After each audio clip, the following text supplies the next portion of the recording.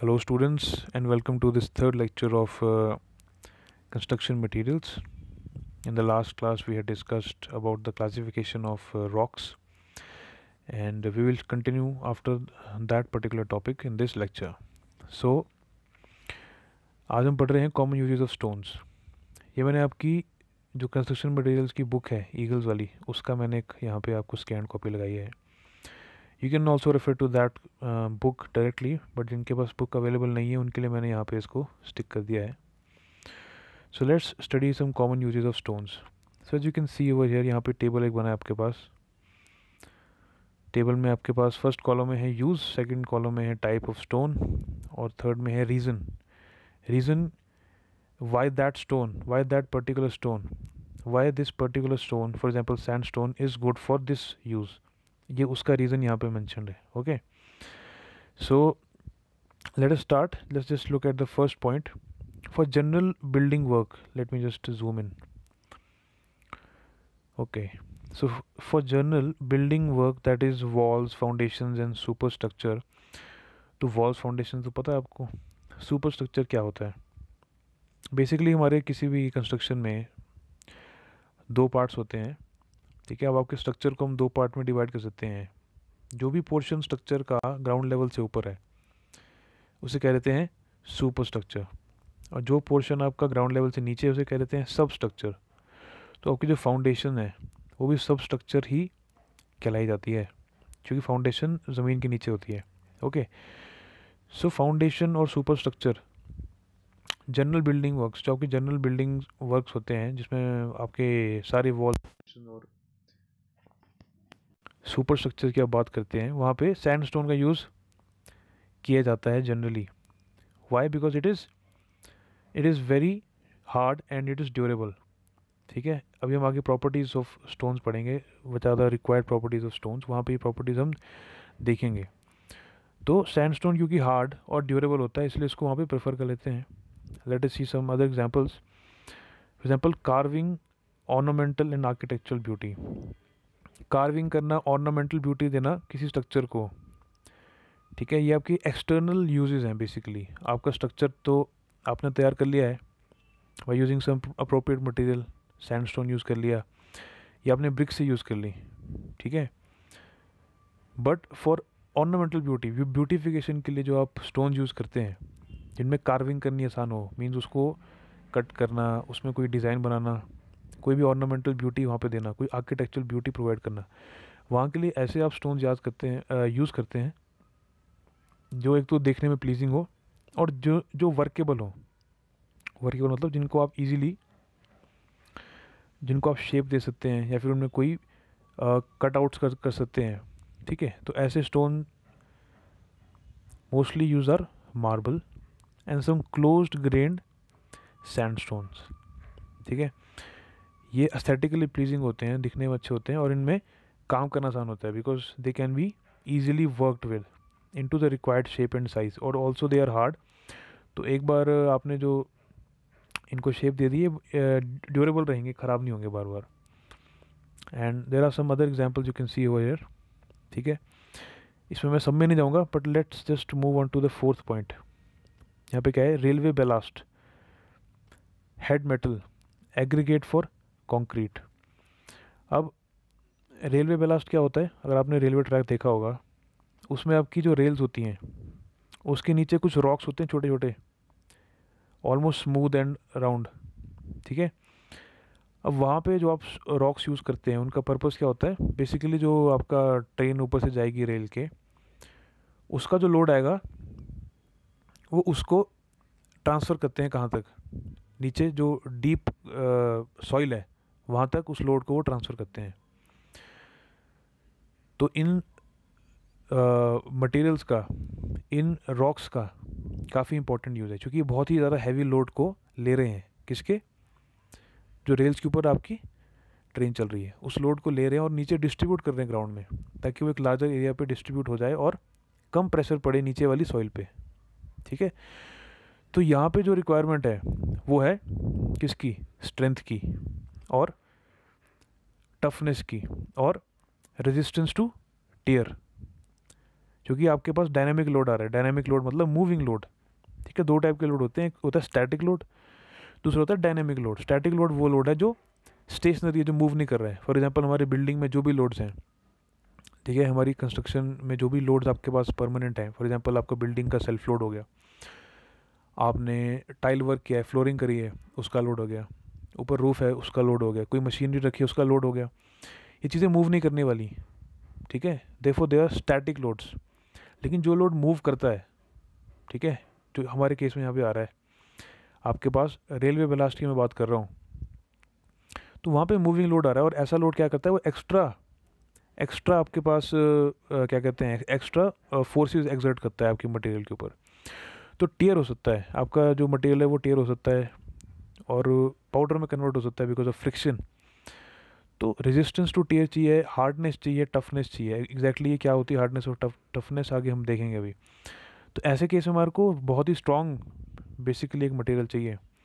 तो यहाँ पे हम जो मटेरियल प्रेफर करते हैं, they like basalt and trap granite and may be even laterite we can use. अब ये मटेरियल कैसे हैं, these are igneous rocks. Igneous rocks are much stronger when compare to sedimentary rocks, ठीक है। इस point को मेरा दिखाने का एक ये मकसद था कि आपको कंपेयर कराना। हमने डिफरेंट टाइप ऑफ रॉक्स तो पढ़ लिए हैं, सेडिमेंट्री, इग्नियस और मेटामॉर्फिक, ठीक है। इन जनरल ये अज्यूम करना कि सेडिमेंट्री रॉक्स इन तीनों टाइप में सबसे वीक होता है। क्यों वीक होता है, बिकॉज वहाँ पे आपके पास लेयर्स होती हैं। मैंने बात की थी स्ट्रेटिफिकेशन की लास्ट लेक्चर में।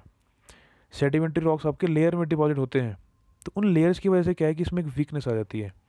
उन लेयर्स के अलॉन्ग क्या है कि कंटिन्यूटी आपकी ब्रेक हो रही है, रॉक की होमोजेनिटी ब्रेक हो रही है, एक कंटिन्यूअस आपके पास स्ट्रक्चर नहीं है। So because of that weakness कहीं ना कहीं आपके जो सेडिमेंट्री रॉक्स है वो as compare to igneous rocks weak होंगे, ठीक है। तो वो हमारे को यहाँ पे नज़र भी आ रहा है, जहाँ पे ज़्यादा स्ट्रेंथ की रिक्वायरमेंट है, जहाँ पे ज़्यादा टफनेस और हार्डनेस चाहिए, वहाँ पे हम कोई सेडिमेंट्री रॉक नहीं यूज़ करते हैं। We use your igneous rocks and may be even your metamorphic rocks. क्योंकि मेटामॉर्फिक रॉक्स देखो अंडर प्रेशर और टेम्परेचर बनते हैं। वो पुराने जो पेरेंट रॉक है उनको और मॉडिफाई करके, उनकी प्रॉपर्टीज़ को और इम्प्रूव करके एक नया आपके पास रॉक दे रहे हैं। So even metamorphic rocks are much stronger as compare to your sedimentary rocks, ठीक है। तो मेटामॉर्फिक और इग्नियस रॉक्स को आप जनरली वहाँ प्रेफर करते हैं जहाँ पे आपको हाई स्ट्रेंथ की रिक्वायरमेंट है, ऑलराइट। अब हेड मेटल क्या होता है, हेड मेटल बेसिकली आपका जो आप एग्रीगेट यूज़ कर रहे हैं आपके रोड कंस्ट्रक्शन के लिए, और इवन फॉर कंक्रीट आप जो बिल्डिंग कंस्ट्रक्शन में यूज़ करते हैं, ठीक है, वहाँ भी आपके एग्रीगेट कैसे चाहिए, अच्छी क्वालिटी के चाहिए। तो वहाँ भी आप जनरली इग्नियस और मेटामॉर्फिक रॉक्स को ही प्रेफर करते हैं, ठीक है। बसाल्ट और ग्रेनाइट प्रेफर कर लेते हैं, is a very good quality rocks, ठीक है। हैवी वर्क्स के लिए such as dams, bridges, piers, naval docks, harbours, ठीक है। अब ये मैंने सारी जो जगहें बताई हैं ये वो हैं जहाँ पे ज़्यादा स्ट्रेंथ की भी रिक्वायरमेंट है और जहाँ पे पानी का अटैक हो सकता है, ठीक है। As these are heavy, strong and can resist thrust of waves. यहाँ पे क्या रिक्वायरमेंट है, एक तो हैवी चाहिए क्योंकि पानी का प्रेशर भी आएगा इन पे। फॉर एग्जाम्पल अगर आप डैम बना रहे हैं, डैम के एक साइड पानी होगा, दूसरी साइड पानी कम होगा, ठीक है। डैम का सूत्र आपने देखा है, तो एक साइड तो रिजर्वायर बना है, लेक बनी है बहुत बड़ी, वहाँ पे पानी का लेवल हाई है, तो पानी का प्रेशर आ रहा है मटेरियल पे, तो मटेरियल का हैवी होना ज़रूरी है ताकि वो उस प्रेशर को बेयर कर पाए। साथ में स्ट्रेंथ भी चाहिए एंड ऑब्वियसली आपके जो वेव्स आएंगे उनका थ्रस्ट लगेगा।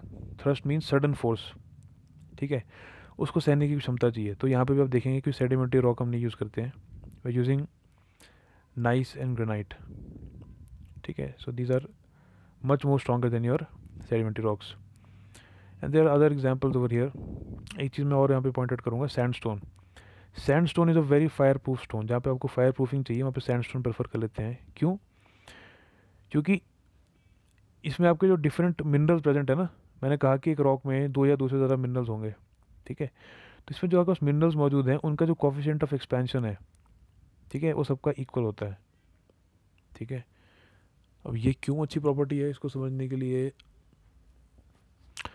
आप पढ़ेंगे 4th सेमेस्टर में स्ट्रक्चरल मैकेनिक्स, ठीक है।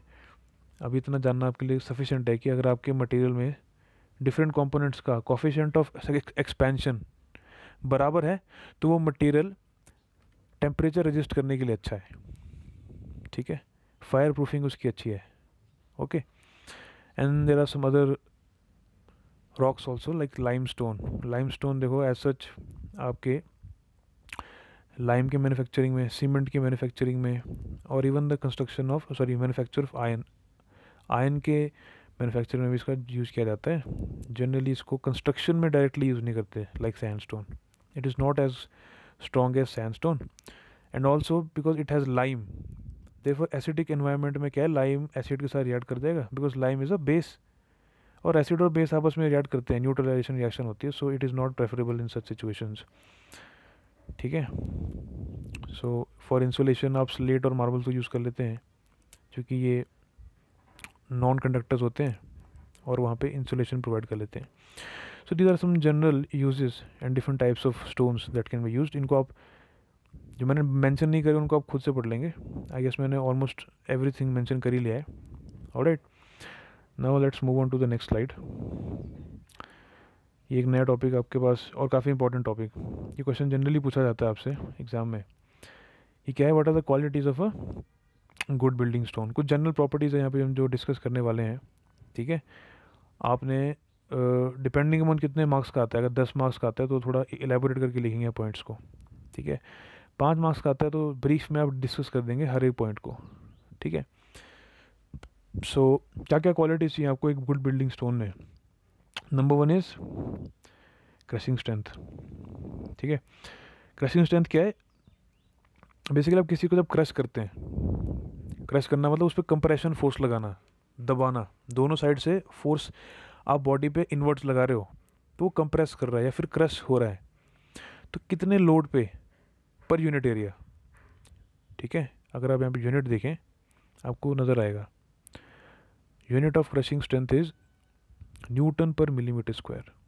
Newton is the unit of force and millimeter square is the unit of area.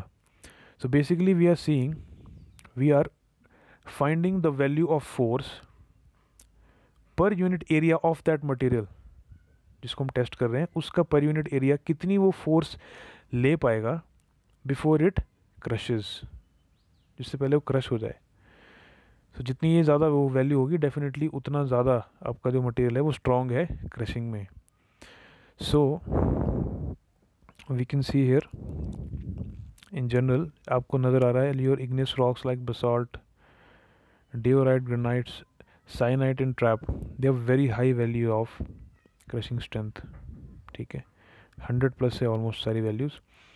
Laterite को अगर आप देखें they are weak, limestone, sandstone, they are comparatively weaker as compared to igneous rocks, okay, even shale. But metamorphic rocks again you can see gneiss and slate, they are strong materials. तो मैंने आपको जो बात समझाई थी अभी कि sedimentary rocks weak होते हैं as compared to igneous and metamorphic rocks, वो यहाँ पे आप सामने नज़र आपको आ रही है, ठीक है। ऑलमोस्ट 100 टाइम्स यहाँ पे स्ट्रेंथ का डिफरेंस आ रहा है लेटराइट में, एंड लाइमस्टोन सैंडस्टोन में वी कैन सी दैट कि एटलीस्ट 3 to 4 टाइम्स आपके ग्रेनाइट और बसाल्ट जो है वो ज़्यादा स्ट्रॉन्गर हैं, ठीक है। So good building stone should have sufficient crushing strength to withstand the load of the super structure, ठीक है। तो ये हो गया पहला पॉइंट क्रशिंग स्ट्रेंथ का। Now let's talk about appearance. A good building stone should be of uniform colour and free from clay and holes, ठीक है। पहली बात तो यूनिफॉर्म कलर होगा तो अपीयरेंस वाइज अच्छा होगा, ठीक है। और क्ले मीन्स कोई भी लूज सॉइल या फिर कोई होल्स स्टोन में ना मौजूद हो, ठीक है। तो आप उसको यूज़ कर सकते हैं for face work. Face work मतलब आपके कंस्ट्रक्शन में कोई भी बिल्डिंग है उसका जो फ्रंट लुक होती है, जो सामने से आपको नज़र आएगी, वहाँ पे अपीयरेंस को और ब्यूटीफाई करने के लिए आप एक ऐसा स्टोन यूज़ कर सकते हैं जिसकी अपीयरेंस अच्छी हो, ठीक है। और काफ़ी टाइम तक ड्यूरेबल भी हो, अपने कलर को, अपनी यूनिफॉर्मिटी को वो लॉन्ग टाइम तक प्रिजर्व कर पाए, ऐसा स्टोन आप प्रेफर करेंगे। तो अपीयरेंस अच्छी होनी चाहिए। Let me talk about durability. अब डेफिनेटली आपने स्ट्रक्चर बनाया तो काफ़ी टाइम के लिए आप स्ट्रक्चर को इमेजिन कर रहे हो कि वो विथस्टैंड करे आपके जो नेचुरल एजेंसीज हैं लाइक सनलाइट, ठीक है, रेन हो गया, विंड हो गया, एट्सेट्रा। तो ड्यूरेबिलिटी वहाँ पे आपको डेफिनेटली चाहिए, should be durable enough to resist the effect of weathering agencies like wind, rain, alternate conditions of heat and cold. It should have the fine-grained, compact and crystalline structure. देखो durability तभी बढ़ेगी जब आपके पास structure अच्छा होगा। Fine grand, compact और crystalline अगर स्ट्रक्चर होगा आपके पास, ठीक है, तो बेसिकली आपका जो स्टोन है वो ज़्यादा स्ट्रॉन्ग है बेसिकली, और वो ख़राब नहीं होने वाला, ठीक है। तो क्या क्या एटमोस्फेरिक कंडीशन हैं जो आपके ड्यूरेबिलिटी को इफेक्ट कर सकती हैं, यहाँ पे सारी मेंशन्ड है। For example alternate conditions of heat and cold, कभी आपका हीट बढ़ेगी समर्स में और विंटर्स में टेम्परेचर नीचे जा सकता है। इससे क्या होता है कि आपका मटेरियल जो है वो हीट के कारण एक्सपैंड करेगा और कोल्ड के कारण कॉन्ट्रैक्ट करेगा, ठीक है, अपना वॉल्यूम कम करेगा कोल्ड में, और टेम्परेचर जब बढ़ेगा तो बढ़ा देगा। तो इनके कारण आपका रॉक जो है, ठीक है, इन ऑल्टरनेट कंडीशन के कारण कई बार क्या है ज़्यादा स्ट्रेस डेवलप हो जाता है रॉक में और वो क्रैक कर सकता है। तो ऐसा रॉक नहीं होना चाहिए। It should be durable enough to bear such conditions. And also wetness and dryness भी आ सकती है, कभी बारिश होगी फिर एक्सेसिवली ड्राई हो गया, इसके कारण भी रॉक ख़राब हो सकता है। So it should also durability against such cases. फिर dissolve gases in rains, chemical agencies अगर आपके पास हैं, फॉर एग्जांपल रेन में आपने पढ़ा होगा एसिड रेन, ठीक है, अगर रेन में आपके पास सल्फ्यूरिक एसिड या नाइट्रिक एसिड आ रहा है तो उसे एसिड रेन कहते हैं। अब ऐसी कंडीशन में फॉर एग्जांपल आपने अगर लाइमस्टोन यूज़ किया है कंस्ट्रक्शन में, that will be a big blunder, क्योंकि आपको पता है कि लाइमस्टोन बेसिक नेचर का है और जैसे ही एसिडिक एनवायरनमेंट में आएगा it will react and definitely आपकी ड्यूरेबिलिटी वहाँ पर रिड्यूस हो जाएगी। और कोई भी trees and creepers in the joints, कई बार क्या होगा रॉक में गैप्स होते हैं बीच में, and such plants like creepers and climbers, ठीक है, छोटे छोटे प्लांट्स होते हैं जो वहाँ से ग्रो आउट कर सकते हैं। और बेसिकली वो अपनी रूट्स हैं वो रॉक के अंदर कहीं ना कहीं रखेंगे, और जैसे रूट्स बढ़ेंगी अंदर से क्या है रॉक पे स्ट्रेस पड़ेगा, उस एक्सेसिव स्ट्रेस के कारण क्या है आपका रॉक अंदर से फिर क्या कहते हैं क्रैक करना शुरू कर सकता है। ऑलराइट, तो ये भी एक कंडीशन है जिसके अगेंस्ट रॉक आपका सूटेबल होना चाहिए। कोई भी बीच में जॉइंट्स वगैरह बेसिकली जहाँ पे आ रहे हैं वो आपने फिल करने हैं। और विंड विद हाई वेलोसिटी से जब विंड चलेगी तो आपके सरफेस के ऊपर बेसिकली वो एक फ्रिक्शन क्रिएट कर रही है, एक अब्रेजन क्रिएट कर रही है, ठीक है। शॉर्ट पीरियड में कुछ नहीं होता, but long period of time में अगर आपके पास स्ट्रक्चर खड़ा है तो it can affect your durability. Alright, so ये होगी बात आपकी ड्यूरेबिलिटी की। Let's move on. यहाँ पे एक और पॉइंट मेंशन किया है कि अगर आपने स्टोन को ड्यूरेबल बनाना है, ये पिछली पॉइंट की कंटिन्यूएशन है, stone should be so arrange in a structure that the natural bed is perpendicular to the direction of pressure, ठीक है। अब इसका क्या मतलब है, स्टोन को अगर आप देखें उसके जिस तरीके से आपको रॉक मिला था, जिस क्या कहते हैं जिस पोजीशन में आपको रॉक मिला था, देखो अगर मैं रॉक का एक आपको क्यूबॉइडल पीस अगर मैं डिस्कस करूं, ठीक है, नॉर्मली स्टोन आप क्यूब या क्यूबॉइडल फॉर्म में यूज़ करते हैं और क्यूबॉइड की 6 फेसेस होते हैं, ठीक है। तो आपने बिल्डिंग कंस्ट्रक्शन में रॉक को किस तरीके से रखना है, ठीक है, वो डिपेंड करेगा कि उसका नेचुरल बेड कैसा था। मींस जिस तरीके से आपको नेचुरली अकरिंग मिला था ना, जो उसका फेस डाउनवर्ड था, ठीक है, जिस पोजीशन में बेसिकली वो आपको मिला था, मतलब जो फेस उसका अपवर्ड था और उसके ऑपोजिट एक फेस नीचे भी होगा, वही जो पोजीशन है, वही जो 2 फेस हैं, वही नेचुरल बेड होता है रॉक का। अगर आप उस शेप को टिल्ट करके यूज़ करेंगे, मीन्स जो फेस अपवर्ड था उसको आपने साइडवर्ड कर दिया यूज़ करते हुए, तो उस रॉक की परफॉर्मेंस पक्का कम हो जाएगी, क्योंकि जिस पोजीशन में वो नेचुरली अवेलेबल था उसी पोजीशन में एक्चुअल स्ट्रेंथ उस रॉक की है, क्योंकि उसी पोजीशन में वो काफ़ी टाइम तक रहा है और उसी पोजीशन में वो कॉम्पैक्ट हुआ है, उसी पोजीशन में उसने अपनी स्ट्रेंथ को बेसिकली पाया है। और सडनली अगर आप उसके किसी और दूसरे फेस को, ठीक है, अपवर्ड कर देंगे, लोड फेसिंग कर देंगे, तो वो डेफिनेटली आपको उतनी स्ट्रेंथ नहीं देगा, ठीक है। सो ड्यूरेबिलिटी बढ़ाने के लिए आप उसको नेचुरल बेड के अलॉन्ग ही यूज़ करें, नेचुरल बेड ही उसका अपवर्ड होना चाहिए, अपवर्ड या डाउनवर्ड। ओके, ये बात होगी ड्यूरेबिलिटी की। Now let's move on to hardness, toughness and resistance to abrasion.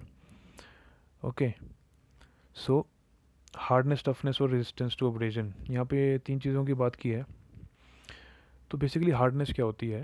Hardness एक सरफेस प्रॉपर्टी है, ठीक है।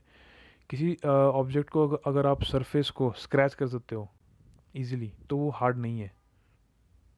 अगर स्क्रैच करना मुश्किल है उसको, for example diamond is the hardest material, ठीक है। डायमंड को कोई भी और ऑब्जेक्ट क्या है वो स्क्रैच नहीं कर सकता, ठीक है। सो दिस प्रॉपर्टी, जिसके बेसिस पे आप सरफेस को स्क्रैच नहीं कर सकते, ठीक है, या फिर आप या फिर कोई और फॉरेन मटेरियल, इसे कहते हैं हार्डनेस।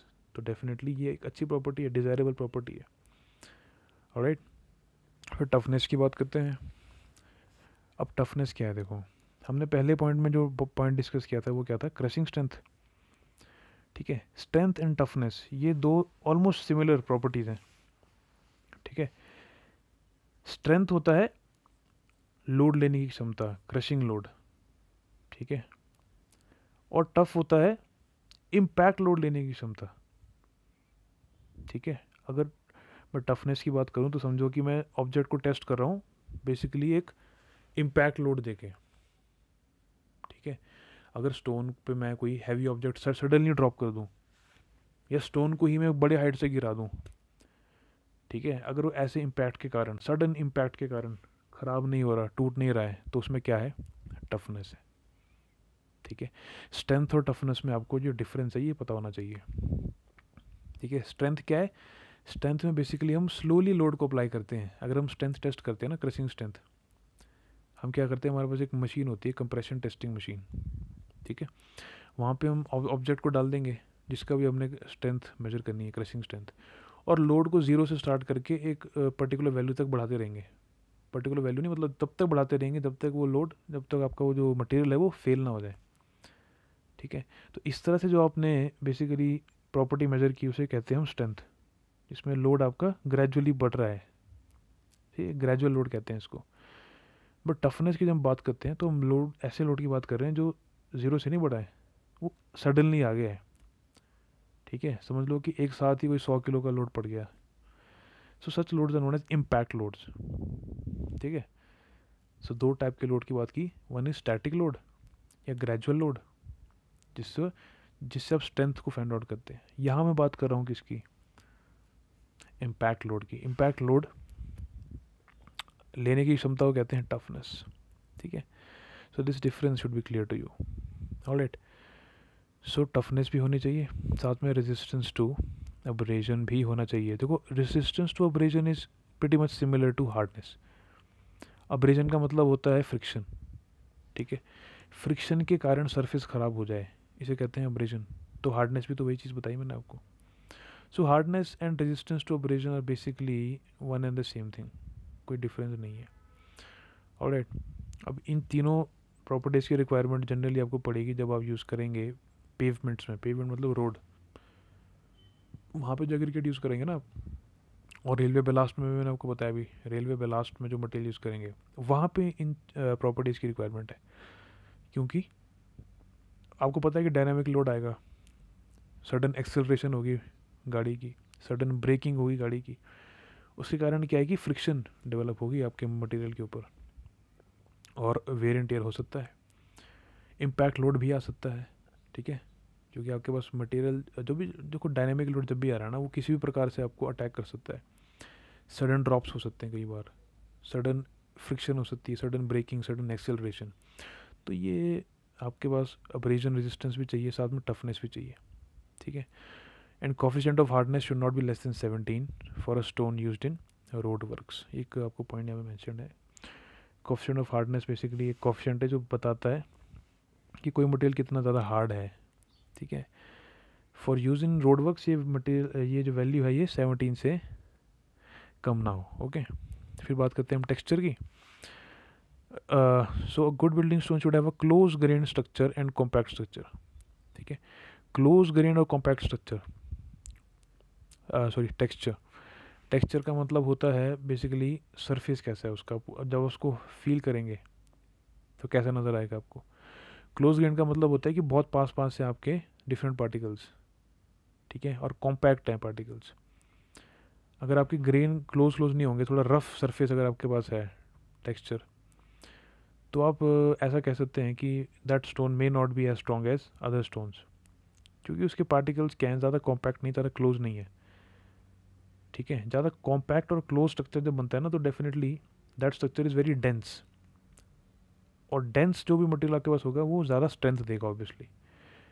उसमें बीच में पोर्स नहीं होंगे, पानी भी एब्जॉर्ब नहीं करेगा वो, उसकी डेंसिटी ज़्यादा है and it will have more strength. फिर बात करते हैं वर्केबिलिटी की. वर्केबिलिटी का क्या मतलब है, कितनी आसानी से आप किसी मटेरियल के साथ वर्क कर सकते हैं बेसिकली. तो वर्केबिलिटी की रिक्वायरमेंट कहाँ है हमारे को, हमने डिस्कस किया था when we were talking about marble.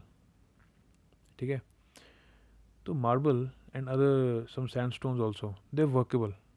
ठीक है, इनकी वर्केबिलिटी इनकी प्रॉपर्टी को सॉरी इनके यूज़ को बेसिकली एनहांस करती है. कहाँ पे, जहाँ पे आपने आर्किटेक्चरल या फिर ऑर्नामेंटल ब्यूटी के लिए, ठीक है, यूज़ करना है. फॉर एग्जांपल आपने जो भी स्टैचूज़ वगैरह देखे होंगे, काफ़ी सारे मार्बल के बनते हैं. Even your you know building की फेसिंग्स के लिए यू कैन यूज़ मार्बल, क्योंकि इस पर आप कोई भी आर्किटेक्चरल शेप या फिर डिज़ाइन दे सकते हैं आराम से, क्योंकि इनमें वर्क करना, इनको शेप देना, इनको कट करना आसान होता है. ठीक है, तो ये वर्केबिलिटी भी एक डिज़ायरेबल प्रॉपर्टी है only when you are using for ornamental works. ठीक है, किसी जहाँ पे स्ट्रेंथ की रिक्वायरमेंट है वहाँ पे वर्केबिलिटी एज सच इतनी मतलब अच्छी नहीं होगी, क्योंकि वहाँ पे उसकी शेप आप नहीं चाहते कि चेंज हो. फॉर एग्जांपल बेलास्ट में अगर आप मार्बल यूज़ करेंगे तो दैट इज़ नॉट गुड, क्योंकि वहाँ पे ये एक्स्ट्रा लोड नहीं ले पाएगा, क्योंकि आराम से आपकी शेप चेंज कर देगा ना under the effect of load. So ये बात होगी वर्केबिलिटी की. Now let's talk about seasoning. देखो, सीजनिंग का मतलब रॉक्स में होता है कि उसके अंदर कोई भी अगर मॉइस्चर मौजूद है उसको रिमूव करना. ठीक है, मॉइस्चर को रिमूव करने का मकसद क्या है, अगर मॉइस्चर अंदर रहेगा तो उसके रहने से दिक्कत आ सकती है. कैसे, वो मॉइस्चर जब फॉर एग्जांपल जब विंटर सीज़न आएगा, हमें पता है कि पानी क्या करता है, फ्रीज़ करता है जब भी टेम्परेचर सब ज़ीरो हो जाता है. And water is the only material जो फ्रीज़ होने पे एक्सपैंड करता है. आपने केमिस्ट्री में शायद पढ़ा होगा ये. बाकी मटेरियल जब फ्रीज़ करते हैं, जब वो सॉलिड फॉर्म में कन्वर्ट होते हैं लिक्विड फॉर्म से, तो उनकी वॉल्यूम भी कम होती है, वो श्रिंक कर जाते हैं, बट नॉट वाटर. पानी ऐसा नहीं है. पानी क्या करता है, पानी एक्सपैंड करता है जब वो वॉल्यूम कम करता है. तो जस्ट इमेजिन अ सिचुएशन कि आपके पास एक रॉक है आपके बिल्डिंग में जिसके अंदर पानी रह गया था, जिसको आपने सीज़न नहीं किया. अब क्या होगा, जैसे विंटर सीज़न आएगा, अगर मॉइस्चर अंदर रह गया है, okay, so that water will freeze and it will expand. ठीक है, and when it will expand it will put some undue stress, अंदर से एक अनड्यू अमाउंट ऑफ स्ट्रेस को वो एक्सर्ट करेगा आपके स्टोन के ऊपर. और अंदर से प्रेशर के कारण क्या है, फिर बाहर आपको सरफेस पे क्रैक्स नज़र आएंगे और आपके स्टोन की जो इंटेग्रिटी है वो चली जाएगी, अपनी स्ट्रेंथ भी वो लूज़ कर जाएगा and your structure can be under danger. So seasoning करनी बहुत इंपॉर्टेंट है आपके स्टोन की. फिर हम बात करते हैं पोरोसिटी की. पोरोसिटी एक वर्ड है जो किस वर्ड से बना है, पोरस. आपने वर्ड सुना होगा पोरस. कोई चीज़ अगर पोरस है मीन्स वो बहुत ज़्यादा उसमें क्या है, बीच में गैप्स हैं, मीन्स उसमें से पानी क्या है वो अंदर पास हो सकता है. For example sponge is very porous, पानी वो काफ़ी एब्जॉर्ब करता है. ठीक है, तो ऐसा स्टोन डेफिनेटली हमको नहीं चाहिए, है कि नहीं, बिकॉज हमने पिछले पॉइंट में डिस्कस किया कि सीजन रॉक चाहिए, पानी निकालना ज़रूरी है. तो डेफिनेटली ऐसा रॉक हम क्यों चाहेंगे जो ज़्यादा पानी एब्जॉर्ब कर पाए, उसको सीजन करना मुश्किल होगा. And also a rock which has more gaps, जिसके अंदर बहुत ज़्यादा गैप्स है ना, जो बहुत ज़्यादा पोरस है, means that rock does not have a close grain structure, उसका क्लोज ग्रेन स्ट्रक्चर नहीं है और कॉम्पैक्ट स्ट्रक्चर नहीं है। कॉम्पैक्ट नहीं है, उसके पार्टिकल्स दूर दूर हैं, तभी तो उसमें गैप मौजूद है, तभी तो वो पोरस है, तभी वो ज़्यादा पानी एब्जॉर्ब कर पाएगा। इसीलिए उसको सीजन करना भी मुश्किल होगा, ठीक है। उसकी डेंसिटी भी कम होगी, उसकी स्पेसिफिक ग्रेविटी भी कम होगी, उसकी स्ट्रेंथ भी कम होगी, उसकी टफनेस भी कम होगी, और कहीं ना कहीं उसकी हार्डनेस भी कम होगी। So porosity is not a desirable property, ठीक है। It should not be there. 5% से ज़्यादा जिसमें क्या कहते हैं पोरोसिटी हो, ठीक है, that rock is not preferred. हम जनरली इसको यूज़ नहीं करते, ठीक है, बट किसी नॉन इम्पॉर्टेंट वर्क के लिए यूज़ कर भी सकते हैं। But if it has more than 10% porosity, फिर हम उसको रिजेक्ट कर देते हैं, ठीक है। 10% से ज़्यादा इज़ नॉट एक्सेप्टेबल। इसको कैलकुलेट कैसे करते हैं? ये बेसिकली अगर मैं आपको कहूँ कि मैंने जो रॉक पीस लिया है वो 100 ग्राम का है, फॉर एग्जांपल 100 ग्राम का रॉक पीस अगर 5 ग्राम पानी को एब्जॉर्ब करता है, ठीक है, तो कितना परसेंट हुआ ये? 5/100 इंटू 100, 5%, ठीक है। तो इस तरह कैलकुलेट करते हैं। So any rock piece of 100 gram, if it absorbs less than 5 gram of water, then that is good. But if it absorbs more than 10%, then it will be completely rejected, उसको मत use करो, okay. Then we talk about specific gravity. Specific gravity क्या होती है? You must have studied specific gravity in your first year classes, chemistry and all. Basically specific gravity कुछ नहीं है, कोई भी मटेरियल पानी से कितना ज़्यादा भारी है, इसी को ही हम स्पेसिफिक ग्रेविटी कहते हैं। फॉर एग्जांपल ऑयल की स्पेसिफिक ग्रेविटी 1 से कम होती है, 0.9 0.8 के आसपास होती है, इसीलिए ऑयल क्या है, पानी के ऊपर फ्लोट करता है, ठीक है। अगर किसी चीज़ की स्पेसिफिक ग्रेविटी 1 से ज़्यादा है, means it is heavier than water. किसी चीज़ की अगर स्पेसिफिक ग्रेविटी 1 से कम है, it means that it is lighter than water. तो डेफिनेटली स्पेसिफिक ग्रेविटी ज़्यादा होने का क्या मतलब है? कि वो चीज़ हैवी है, ज़्यादा डेंस है। ज़्यादा डेंस है मतलब उसमें क्लोज ग्रेन स्ट्रक्चर है और कॉम्पैक्ट स्ट्रक्चर है, तो डेफिनेटली वो रॉक अच्छा है, उसमें पोरोसिटी भी कम होगी, सीजनिंग की रिक्वायरमेंट भी कम होगी। तो स्पेसिफिक ग्रेविटी एक अच्छी प्रॉपर्टी है फ्रेंड्स, ठीक है। जितनी ज़्यादा स्पेसिफिक ग्रेविटी है उतनी कम पोरोसिटी होगी, उतनी ज़्यादा डेंसिटी होगी, और उतनी ही ज़्यादा स्ट्रेंथ और टफनेस और हार्डनेस भी होंगी। So it is a desirable property. जहाँ पे आपको ज़्यादा स्ट्रेंथ की रिक्वायरमेंट होती है, वहाँ पे आप प्रेफर करते हैं 2.7 से भी ज़्यादा आपके पास स्पेसिफिक ग्रेविटी मिले, alright. For example in dams, retaining walls, harbours etcetera, वहाँ पे आप ज़्यादा स्पेसिफिक ग्रेविटी का मटेरियल को चूज़ करेंगे, क्योंकि वहाँ पे पानी के कांटेक्ट में आपका मटेरियल आएगा, पानी कम एब्जॉर्ब करेगा, और जो पानी का प्रेशर आ रहा है, वेव का इम्पैक्ट आ रहा है, उसको भी वो आराम से बेयर कर लेगा, alright. Now let's move on to the last desirable property which is resistance to fire. अब डेफिनेटली देखो, बिल्डिंग में या फिर कहीं पे भी जहाँ पे हाई टेम्परेचर आता है, हाई टेम्परेचर को रेजिस्ट करने की रिक्वायरमेंट हो सकती है रॉक के लिए। इन building if there is an event of fire, कभी आग लग जाए अगर, in that case you know temperatures can exist beyond 1000 degrees also, and beyond 1000 degrees there are very less materials which can actually not change their shape and not melt. ऐसे बहुत कम material है जो अपनी शेप वगैरह change नहीं करते, even bricks can melt at temperatures exceeding your 1500 degrees, okay. तो ऐसा मटेरियल चाहिए जो इन सच कंडीशंस बेसिकली अपना प्रॉपर्टीज़ को चेंज ना करे, क्योंकि हाई टेम्परेचर पे मटेरियल क्या करेगा, एक्सपैंड करेगा। हमने डिस्कस किया था सैंडस्टोन को, वो अच्छा है क्योंकि वो एक्सपैंड तो करेगा, बट उसमें जो भी मिनरल्स मौजूद हैं वो बराबर एक्सपैंड करेंगे। ऐसा नहीं होगा कि कोई मटेरियल ज़्यादा एक्सपैंड कर रहा है, कोई कम एक्सपैंड कर रहा है। ऐसा होने से क्या होगा कि आपका जो रॉक है वो डिफॉर्म हो जाएगा, उसकी शेप चेंज हो जाएगी, विच इज़ नॉट गुड, ठीक है। पर सैंडस्टोन में क्या होता है कि सारे मटेरियल बराबर तरीके से एक्सपैंड करते हैं, तो ओवरऑल फिर आपका जो स्ट्रक्चर है वो बैलेंस आउट हो जाता है, ट्विस्ट और शेप नहीं चेंज करता बेसिकली। तो ऐसी एक डिज़ायरेबल प्रॉपर्टी है जो हमको चाहिए. They should have equal coefficient of expansion, the various minerals. तो ये हो गई आपकी बात qualities of good building stone.